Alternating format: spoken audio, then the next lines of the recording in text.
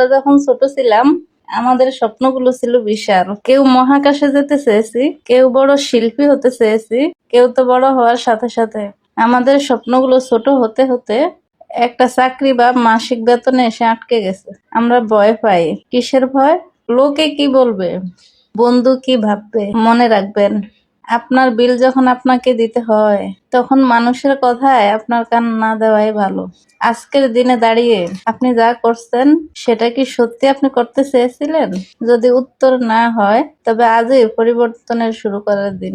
অনেকে মনে করে সাফল্য মানেই হলো খুব দ্রুত উপরে উঠে যাওয়া, কিন্তু মনে রাখবেন, যে গাছ খুব দ্রুত বড় হয় জড়ে তা সবার আগেই পড়ে যায়, আর যে গাছের শিকড় মাটির গভীরে যেতে সময় নেয় সে সব দুর্যোগ সহ্য করে টিকে থাকে।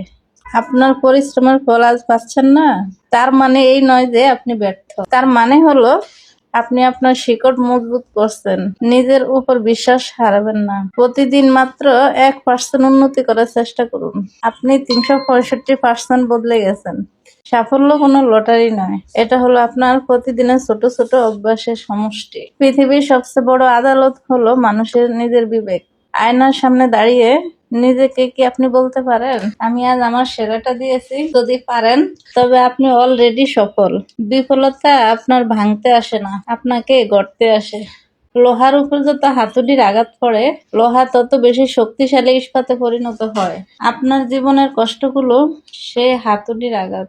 আজ থেকে 3টি শপথ নিন। অজুহাত দেওয়া বন্ধ করব, অন্যের সাথে নিজের তুলনা করব না, যতক্ষণ না লক্ষ্যে পৌঁছাচ্ছি ততক্ষণ হার মানব না। মনে রাখবেন, সূর্যের মতো উজ্জ্বল হতে চাইলে আগে সূর্যের মতো ফুটতে শিখতে হয়।